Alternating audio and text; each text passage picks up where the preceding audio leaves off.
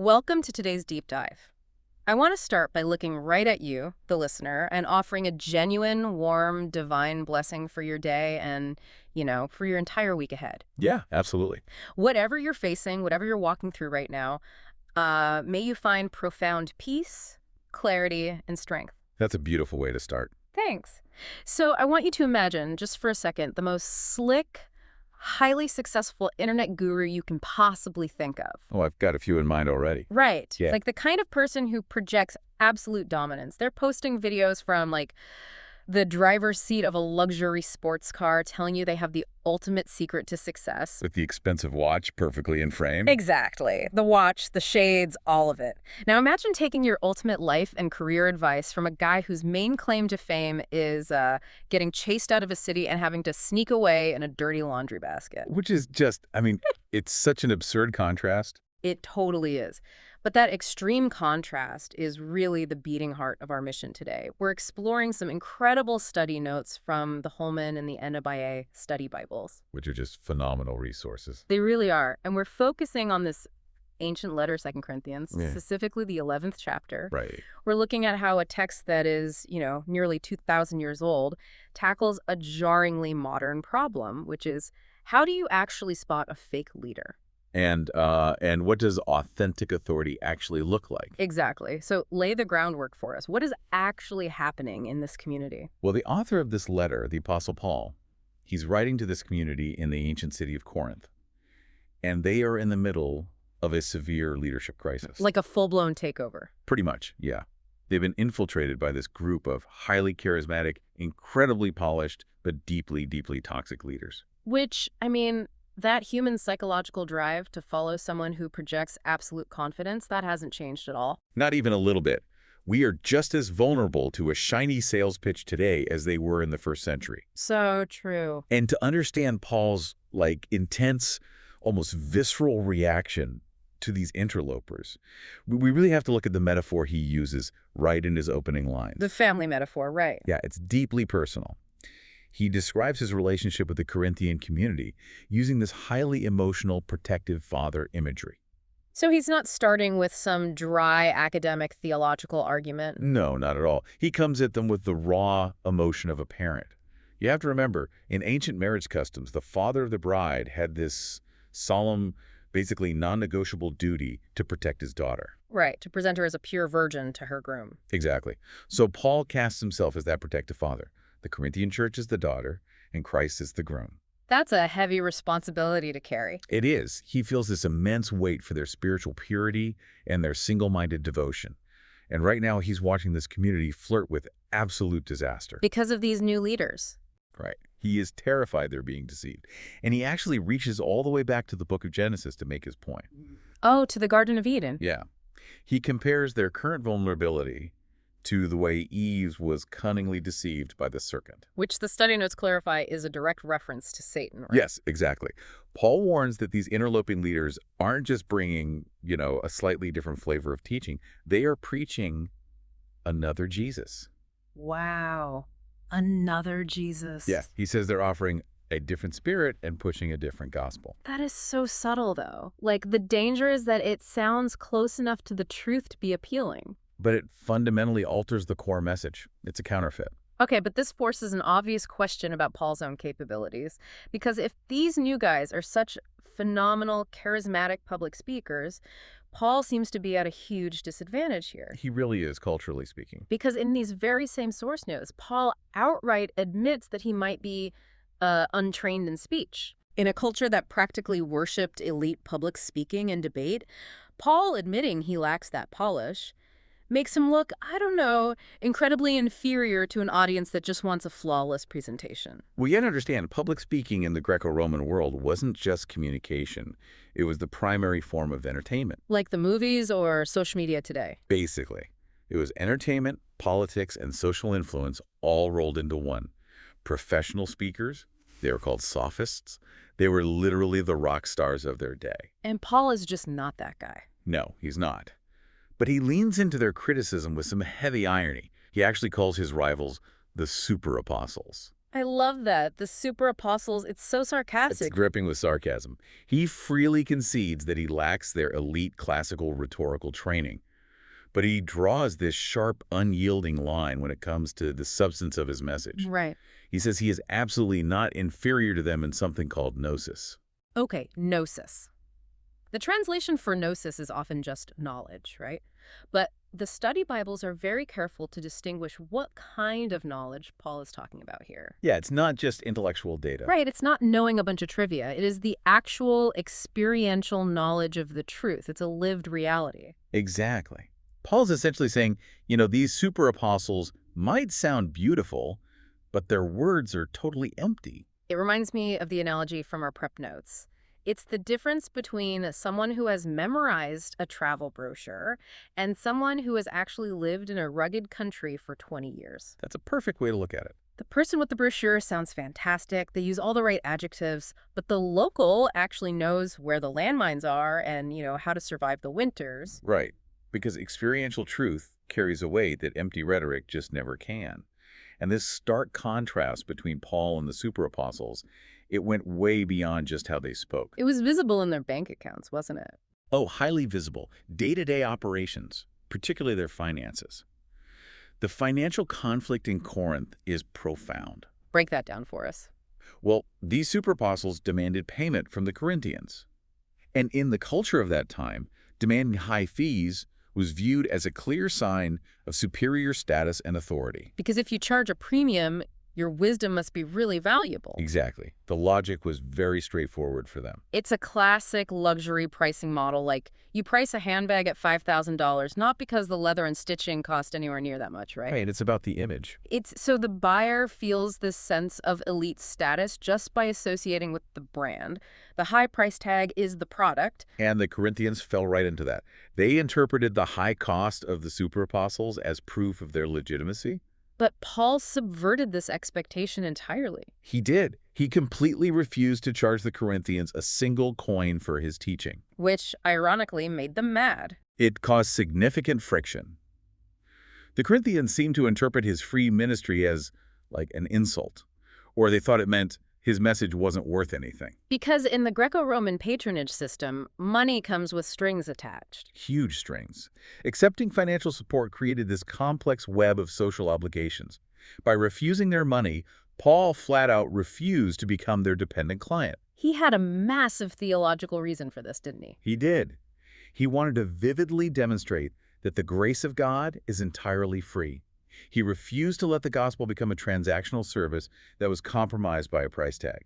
So how did he survive? The notes detail how he was financially supported by poorer churches in the region of Macedonia instead. Yeah, places like Philippi, Thessalonica, Berea. Right. And initially he worked as a tent maker in Corinth to pay his own way. But then his companions, Silas and Timothy, arrived from Macedonia with financial gifts. Which is amazing. That external support freed Paul to dedicate his time fully to ministry without ever burdening the Corinthian community. Okay, so Paul establishes his financial independence, but then he takes the gloves off. Oh, he drops the irony entirely at this point. He issues his most severe critique. What does he call them?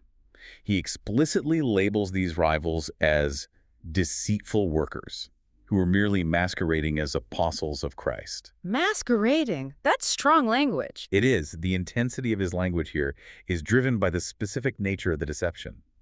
The study notes emphasize this chilling warning Paul gives. He says that even Satan masquerades as an angel of light. That is so relevant to how deception actually works. Because true deception, the kind that actually ruins lives and corrupts communities, it rarely looks evil on the surface. No, if evil looked like a cartoon villain with horns and a pitchfork, nobody would ever fall for it. Exactly. It looks incredibly appealing, righteous, helpful, and completely legitimate.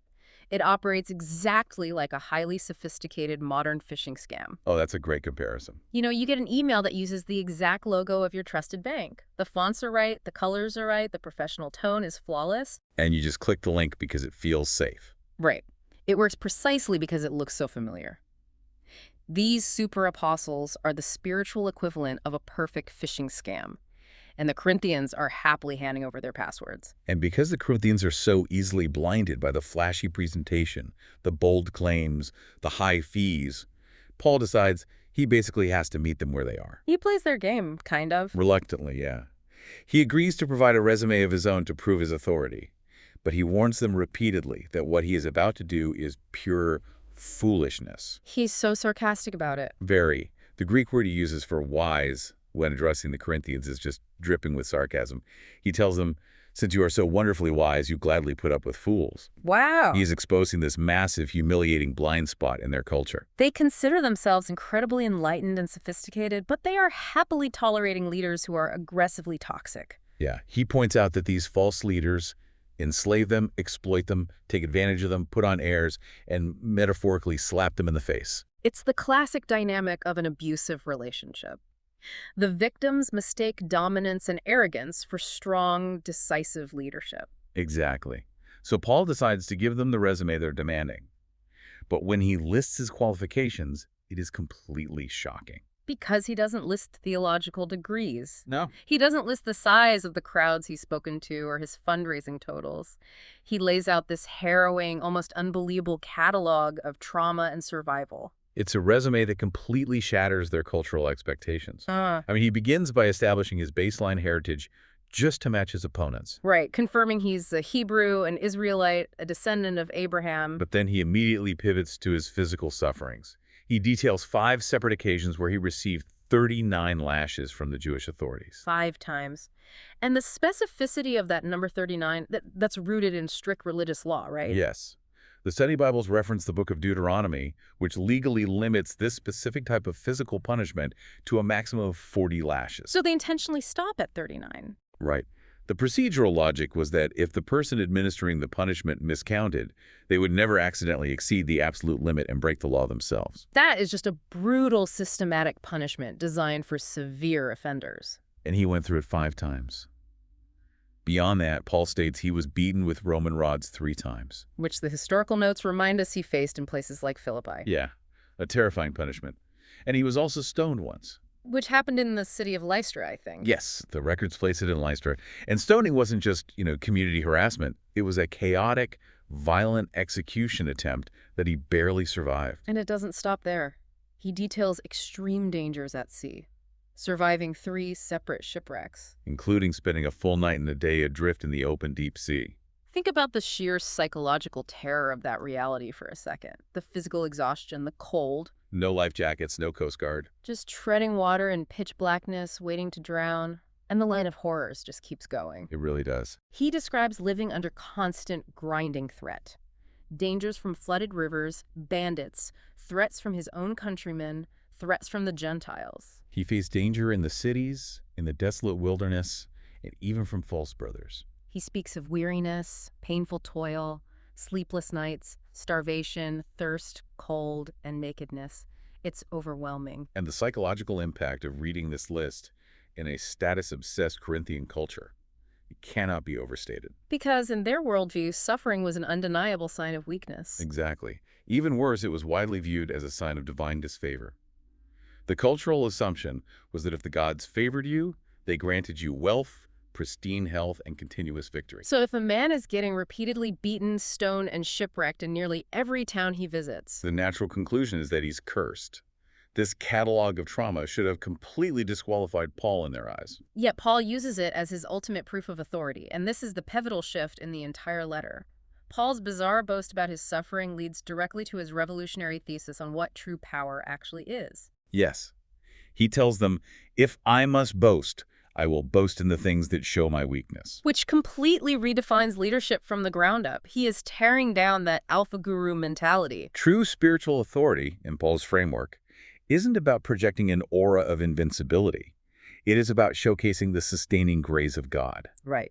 By actively highlighting his extreme human frailty, the fact that he is battered, exhausted, and vulnerable, he proves that his survival and the success of his message are entirely reliant on God's power. It eliminates any possibility that his success is due to his own cleverness or physical strength.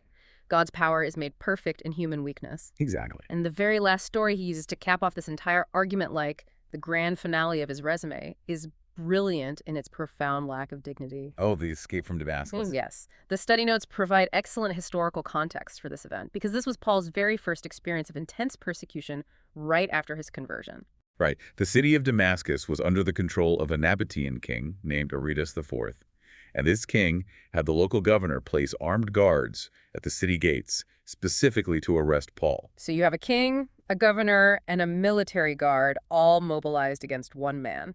And according to the standard heroic narrative, this is the exact moment for the mighty apostle to demonstrate his spiritual dominance. You'd expect a dramatic fight, or a miraculous blinding of the guards calling down fire from the sky, something epic. But the reality was incredibly mundane and, frankly, embarrassing. To evade capture, Paul was shoved into a large wicker basket and lowered out of a window built into the city wall under the cover of darkness. It's just wild. The man who wrote a massive portion of the New Testament, one of the most historically influential figures who ever lived, proves his ultimate, unshakable authority by reminding his critics of the time he had to be stuffed into a basket. And lowered down a wall like a load of common laundry just to survive the night. It beautifully and completely shatters the arrogant, untouchable image of the super apostles.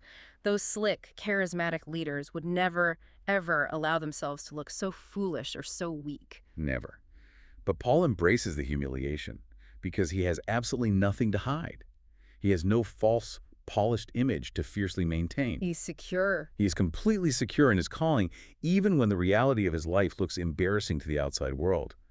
That vulnerability is the ultimate proof of his authenticity. So if we synthesize everything we've explored from these ancient blueprints, it completely challenges how we evaluate the people we allow to influence our lives today. It really does. True authority isn't about polish or perfect rhetoric or a flawless social media presence. It isn't about someone demanding exorbitant fees to artificially prove their worth. And certainly isn't about dominating others or demanding to be served. Authentic leadership is marked by genuine sacrifice. It's the internal mentor working late alongside you for free, not the external consultant draining the budget while speaking in empty buzzwords. Right. True leadership is marked by humility and a radical, fearless willingness to embrace one's own weakness. And amidst all those dramatic stories of shipwrecks, beatings, and escaping in a basket, there's one final detail in the source notes that redefines the true burden of this kind of authentic leadership. Yeah, this is such a crucial point. Paul mentions that on top of all the external physical dangers, there's this daily, unrelenting pressure on him. He calls it his deep concern for all the churches. That internal psychological weight is what I want to leave you with today. It challenges our whole perception of what makes a leader strong. Is the true weight of leadership really found in the external battles, the physical hardships, or the dramatic, highly visible conflicts we usually focus on? Probably not. Or is the heaviest, most defining burden actually the invisible, internal weight of profoundly and deeply caring about the people you are leading? The super apostles desperately wanted the stage, the money, and the applause. But Paul carried the actual people in his heart. Which is a radically different standard of leadership. It is. It requires an internal fortitude that is just as rare today as it was in ancient Corinth. Absolutely. Well, thank you to you, the listener, for spending this time with us, exploring these ancient texts, and asking the hard questions alongside us. The goal is always that you walk away seeing the world and the leaders in it just a little bit clearer. Thank you for being here. And remember, God blesses all the listeners.